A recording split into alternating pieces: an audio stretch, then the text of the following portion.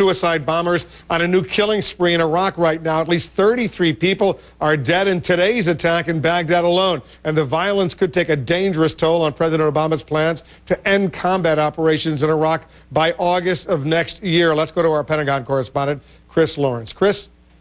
Well, 12,000 U.S. troops are leaving by the fall, and the U.S. commander in Iraq is considering whether to bring another brigade home by the end of the year.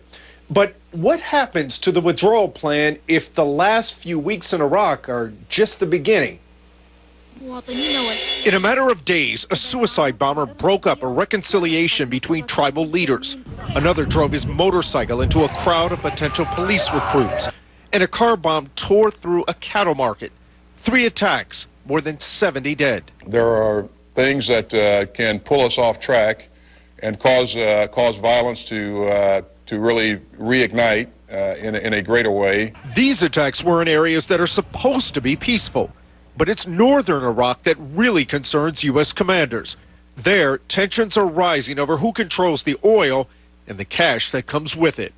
Control of disputed areas, particularly in Nineveh and Kirkuk, may be the greatest potential flashpoint in Iraq for 2009. Some analysts say more of these attacks could damage the upcoming national elections. They can feel perceptions of instability and fears that there's a return to a much more difficult security situation. They could have a disproportionate political impact, and I think that's a lot of what the insurgents are hoping to get out of these. And Chris, what are military officials telling you about this increased violence? Well, Wolf, one of the U.S. commanders in Iraq says they are close to sustainable security, but they aren't there yet. He says they do have some contingency plans if the violence keeps spiking.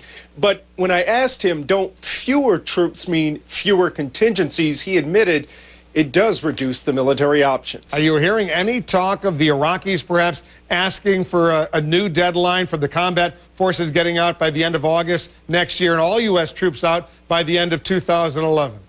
It's possible, but the U.S. commander in Iraq says he has not talked to the Iraqis as of yet about that, and he believes they still want the U.S. out by 2011, although he did add, I never say never.